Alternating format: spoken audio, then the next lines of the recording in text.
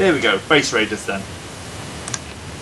So, we're going to have a go. This is a fate-based superhero game. I'm going to put up a video before this which should hopefully explain the basic background and kind of terms we're going to be using. But we'll probably explain them as we go. So we've decided to go with this with kind of low power, so everyone at the moment doesn't really have any superpowers. And this will be their first attempt to raid a base. And fail horribly. And fail horribly, probably. Yep. And die. Yep.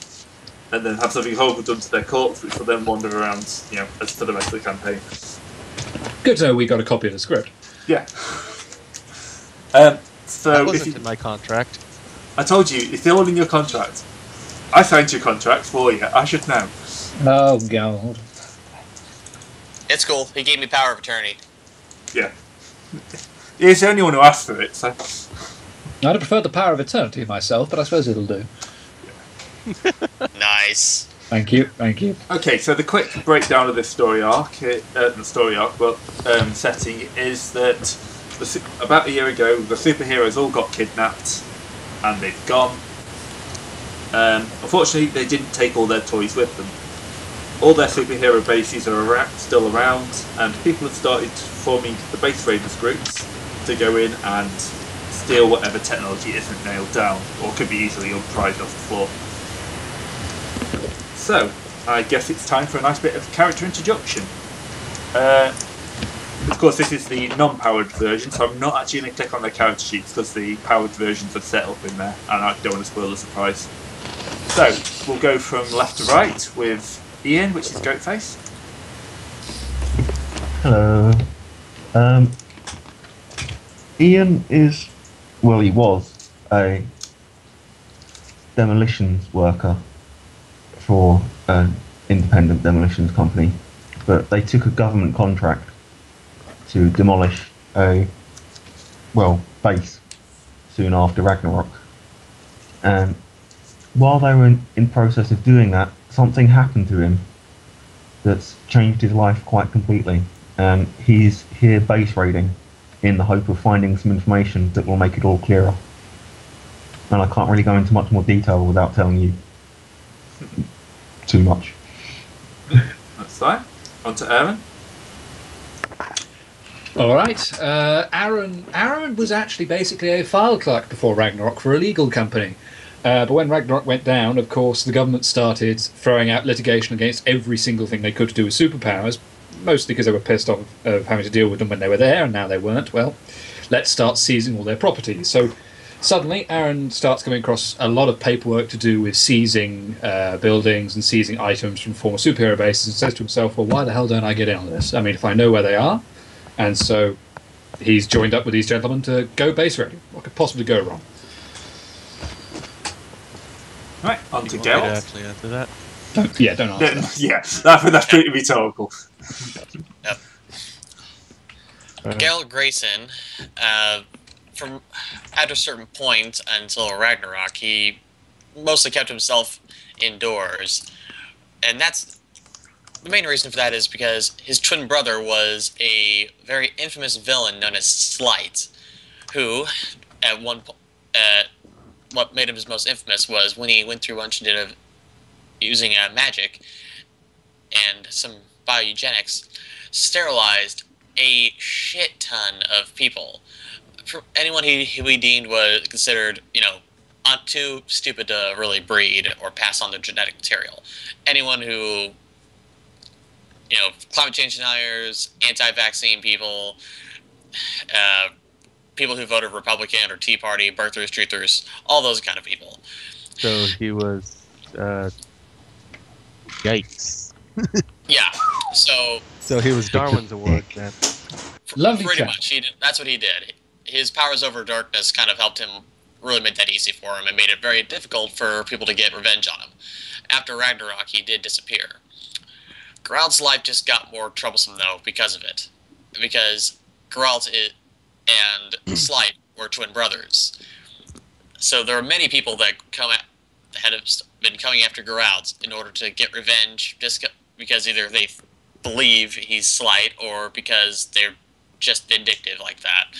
A lot of powerful people, ended up having to, lost their ability to have offspring, and they're not very happy about that. Also, a lot of very dumb, ignorant people with access to lots of guns. One day, somebody very important to him was hurt because of it. So now he's looking to, fix that. He's looking to fix that by base rating, and he has a pretty good idea of where to go in order to get things started. All right. Next up is James. All right, I'm Zevran, and I'm playing James Jenkins. And yes, the alliterative appeal there is intentional. The whole thing about James Jenkins is that he is a super nerd. He is the guy that the other nerds beat up for being too dweeby.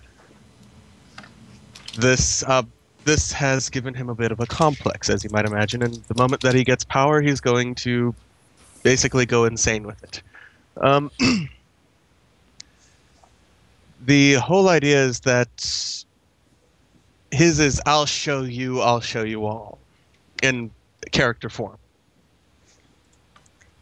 He's doesn't really know where any of the bases are. He doesn't have any connection to the rest of these lot, but he's tagging along just because he wants the stuff, and he got access to the knowledge that the other people had.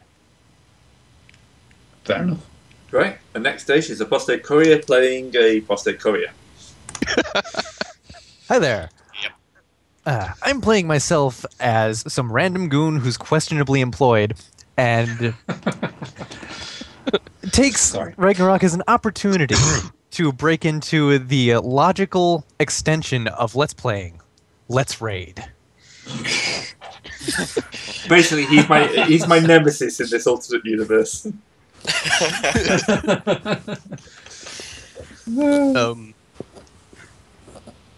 Okay, so we gonna introduce our cameraman?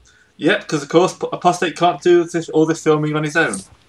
And I need a co-commentary man to carry me through this because I have no experience. Yep. So he's gonna pick up some random goon called Clockwork Joe. Okay, for most of you probably won't know this, but Clockwork Joe is also Ross Payton, who wrote this Base Raider setting. So hi. Hi. We're probably going to do horrible things to your child. Thanks. Yeah. And probably, let's be fair, probably going to do horrible things to you as well. It's fine, you can't touch us. Okay, so I'm going to say that you've all met, you've all done the equivalent of going down the pub. We decided to set this in New Arcadia because it's the fictional city of this setting. It's basically somewhere in California where in 1947 an alien spaceship crashed. It had, although all the crew were killed, it had a large number of fabricators on board, which means it was suddenly the #1 technological hub of America and pretty much the world. It's kind of failing a bit now as more and more people getting hands on their own fabricators, but there's still quite a large, it's a 3 million population, and because it's a made-up city, we don't have to worry about annoying anyone by getting geography wrong. So, you've all met up in the local pub, you've compared notes, and you're pretty sure you know where there's a good base. 1 second. I'm not going to be using as many maps here because Fate doesn't work, but I'll try and keep some images up. This is St. Dangerous' orphanage for the collateral losses. Apparently, it used to be an ideal facility that was run to deal with children who were left orphans during, superhero, supervillain fights. Which, face it, means it was pretty busy all the time. The only difference is that most of these facilities, since the fall of the ideal and the loss of superheroes, have been transferred over to government. This one, for some reason, is still independent. So that and the fact it draws about 4 times the amount of power it should do leads you to think it's probably got a base there. Oh, You've been able to shut it down. You think there's somewhere in the cellar is access to this base.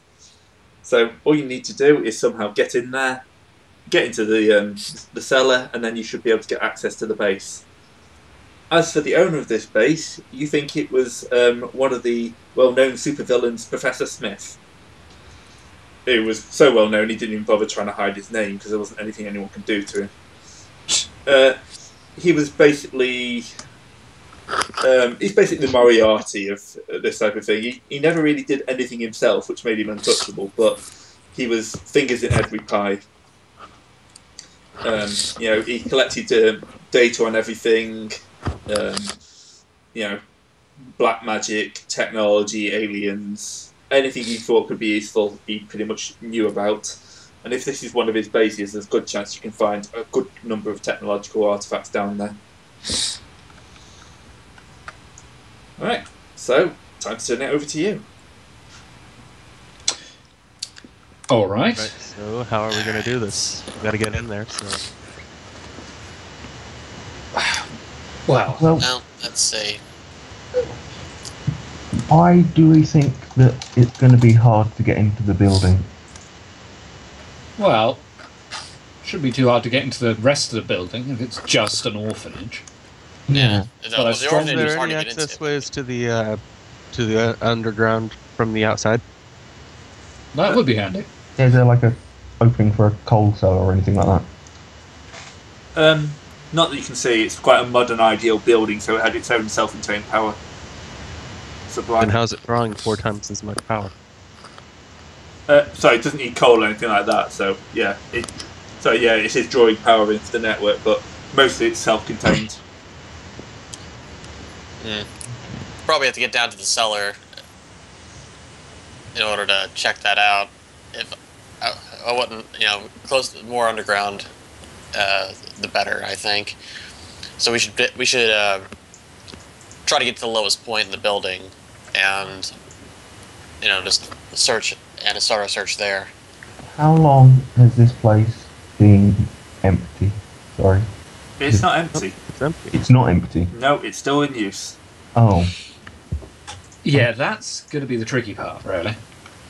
That's why I was trying to see if there was any way out into there from the outside. Do we have any floor plans or anything like that? Yeah, you can get the basic floor plans.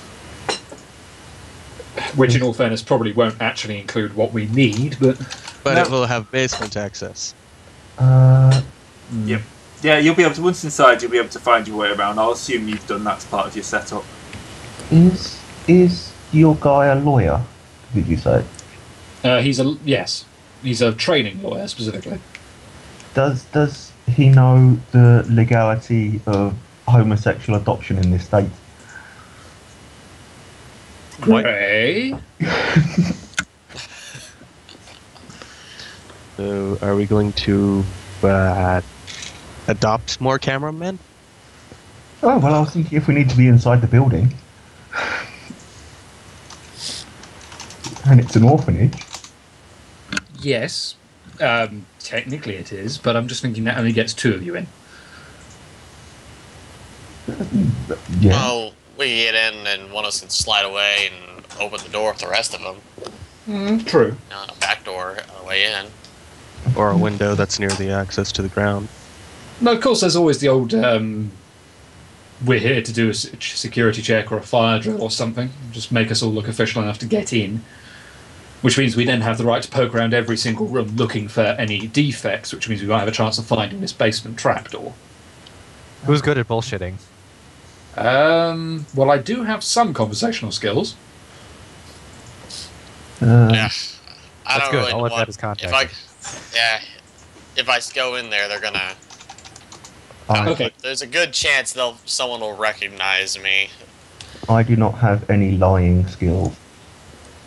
I've got no skills, period. Okay, perhaps the... Contacting Perhaps- and a bit of an arm. Yeah, perhaps stealth might be a better option than conversation at this rate. Do the floor plan Do we say- have any sneaking abilities?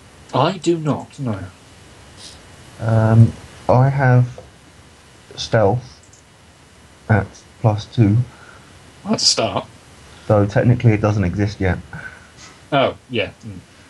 That's the problem, yeah. Yeah. Well, for I this, think that we actually do have our mundane Would skills. you will have all your mundane skills. Yeah, but the skill is actually stealth plus unusual. Right. Oh, right, yeah. You'll have a mundane. Let's just say you have a mundane version of your special skills as well, up to a point. If you think it's realistic, you would know that. Then consider yourself to have that. Okay. For instance, I can have my then unarmed I would have- contacting because they're mundane, but everything else. Yeah, then I would have influence and stuff like that. Okay, yeah, I can do this. Yeah, I can do this. I even have an aspect that would apply. Actually, yeah, I suppose you and me probably would have aspects that we could bluff our way in on. Well, yeah, Dabbler in super history. I could say that we're from the government here to do an inspection. We feel that there may be supervillain technology underneath this facility, and we need to see and make sure. And I could probably bullshit up some legal papers, actually, if that's the sort of thing you need, just to get people off our backs. I might Or we could still say have, there's a gas leak. linguist. I That- might still have my work pass from demolishing the last place I was at. That was, True. The gas leak only works to get everybody out, though. Us going in if there's a gas leak and then sticking around while there's gas supposedly leaking through the building might look a bit dodgy. Whereas if Well, we're there, that's- the gas leak has to be found, and a crew can do that. Mhm. Yeah, but we don't have any notes where breathing the- apparatuses or anything. we could actually just blow it up. We could do that, yes. we could. Yes, I just thought we were going to be slightly more subtle first. I'm not on for blowing up an orphanage. I would like to state this. Yeah, Oh no, but that's- tell them about the gas leak first, then we blow it up.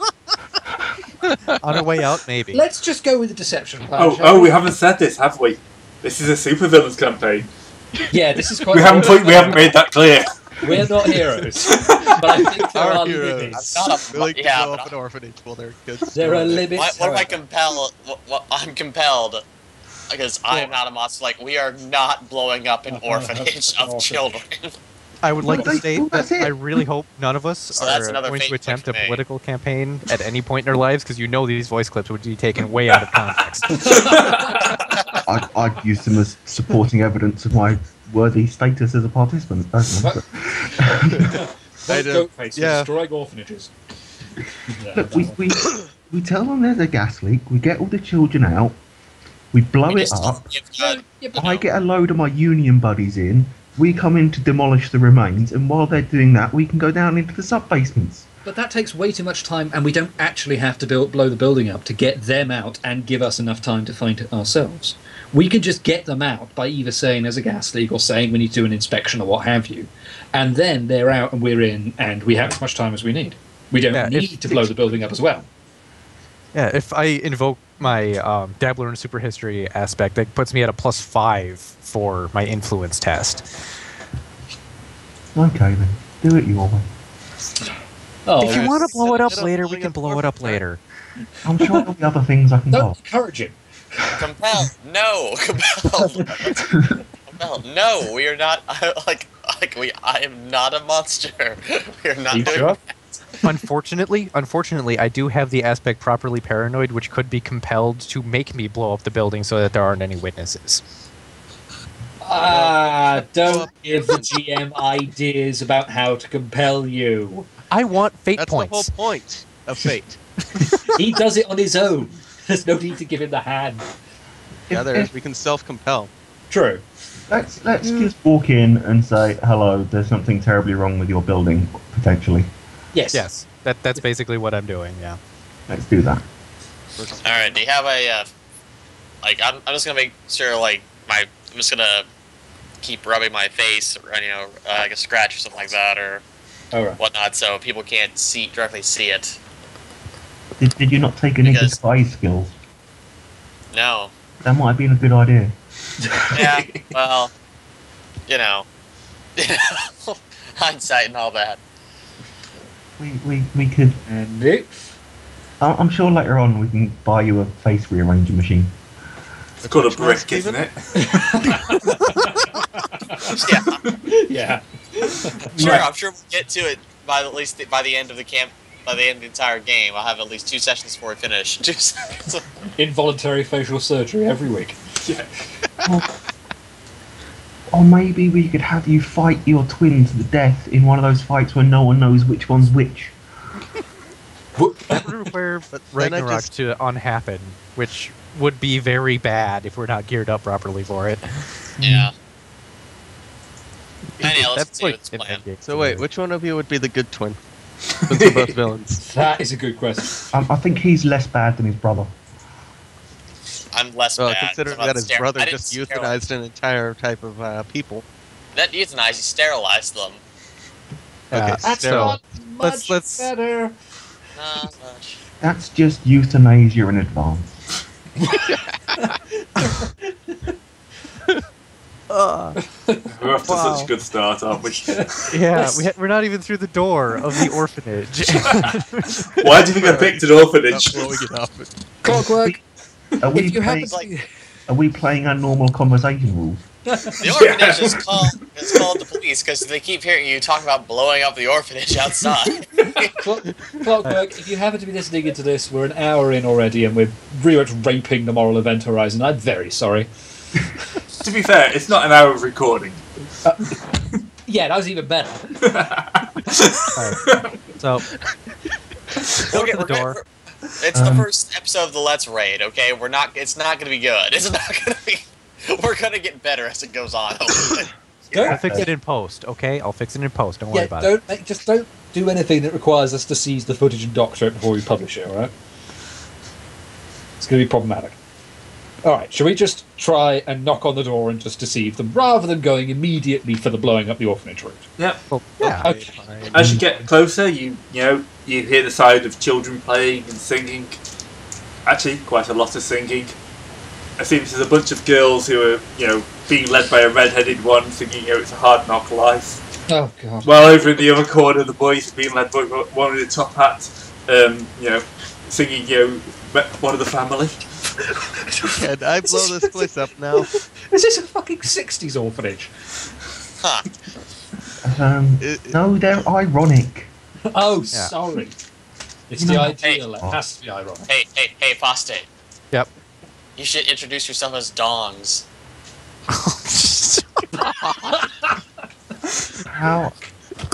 How many of as us? the team's legal advisor, I have to say no. How many of God, us? no. How many of us already own a hard hat? Not me. I have one of those judge. Well, you can see from my character portrait, I got one. Yeah, Yeah. I've got one as well. So we're going to be in hard hats just to lend some. Yeah, passes a hard hat. I think I'm going to need one to hold my brain when it falls out of my head. I can't find my copy of Base Raiders. Okay. Stepping around the stereotypes, I mean honest, hard-working orphans. Yep. A little Asian girl with black hair and a rather scruffy-looking unicorn asks you if you're going to be her daddy, but you walk straight past her. Nope. Nope. Nope. Nope. Nope. Not touching that one. I haven't got time to fill out the papers. Alright. Finally, you come across the governess. She's pretty much your standard-looking woman, mid-50s. The firm but kind look to her face. And she turns to you, "Can I help you, gentlemen?" Yes, we're here from the ESPA. I pull out a wallet-looking thing. I flash a fake badge and such. We're under the impression that there may be a super facility beneath your orphanage. We need to check it out. Power anything down that's still running, because this place is drawing roughly 4 times the amount of power it should. Oh, that is worrying. Can I look at your papers, please? You ever had a problem with subsidence? Yes, hang on. Okay, I'm spending a fate point to evoke my linguist Yeah. aspect to produce the paperwork. Okay, make the roll. Okay, so at +2 from invoking an aspect. Yep, I'm just going to bring up to no trust and beliefs. Sorry, not trust, trust. So this is the ladder we're looking at here. Okay. So +1 from skills, +2 from invoking aspect. Yeah. 5 total. Pretty good. Yeah, pretty good. That's a superb roll. I'm going to give her a little mundane to try and look through your bluff.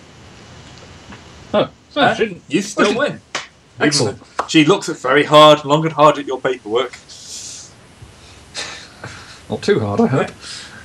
You got your 2 shifts, which I'm pretty sure gets you some spin as well. Yes. I think it's only it's not a sticky shift, but it'll do. Yeah. I thought you needed 3 for it. Oh yeah, it's 3 in this one. It's 2. I think it's 2 in Fate Core, isn't it? Yeah, sorry, I'm thinking. There are lots of different versions of Fate. Yeah. But anyway, you succeed, and she's okay. Do I need to get the children out? That probably would be a very good idea. Okay. Children, Fate field trip. It's time to go to the municipal park. Is it technically illegal to say to the children we're going on a field trip to the basement, or is that technically harassment these days? Pretty sure that'll go down as harassment. I'm pretty sure it depends what tone of voice you're using when you do it. Yeah. We apologize for the inconvenience, ma'am. Oh, it's fine as long as nothing horrible happens. No, it's all in the basement anyway, so it's very unlikely anyone will have to the building. Knocking on walls and eyeing door lintels. Are you making that tutting sound? Yeah, and then I'm going to sort of every now and then just ask people, does that look like it's horizontal to you? Oh, this A-beam's all wonky. Oh, God. Okay. Can we start rolling notice to see if we can try and find this thing, then? Yeah, so you make your way through the orphanage and down to the basement. So, give me a good notice roll. Okay. Or Rolling at or exceptional. 8. Why are you rolling exceptional? That's Because not I have exceptional That's- notice. No, that's not Oh, acceptable. wait, that You would got be mundane ascendant notice there. right now. Yeah, you're not a superhero yet. Either Sorry, way, that's- that was an ascendant roll. That was ascended as well, yeah. So let's roll that again, and that'll actually be 4 with my skill modifier. Sorry, I need to change my dice. 1 second. Slight mistakes have been made. That's fine. I'd say, if you didn't watch my little video, I basically hacked this together from the Dresden Files thing, which is why it looks a bit rough, and we're still trying to figure everything out. Alright, has anyone else got any notice they want to roll? Yeah, I've got alertness at 1. I've got +0 at it. We might as well just all roll it. Yeah, you're not going to critically fail. Well, if you say it. Well, I just got my skill rating. Whoa! And I just got 0. Yeah. They got 3. Damn. Yeah. I was getting water when you guys were explaining how to make these dice. I'm not sure how to make it. I'm too interested in just where did they get those bricks from around here? That's not the colour of the local clay at all. Yeah. To make your fate dice, right click on the D6, go to the custom dice, which is about 12 o'clock. The DF. Alright. Click that. Right click as many times you need to add extra dice, and then drop that in your hotbar. And then if you need to add extra D6s, you can drag just a normal D6. So you want 4 fate dice for your mundane, 3 fate dice, and a D6 for your exceptional, so on, so on, so on. Okay. Just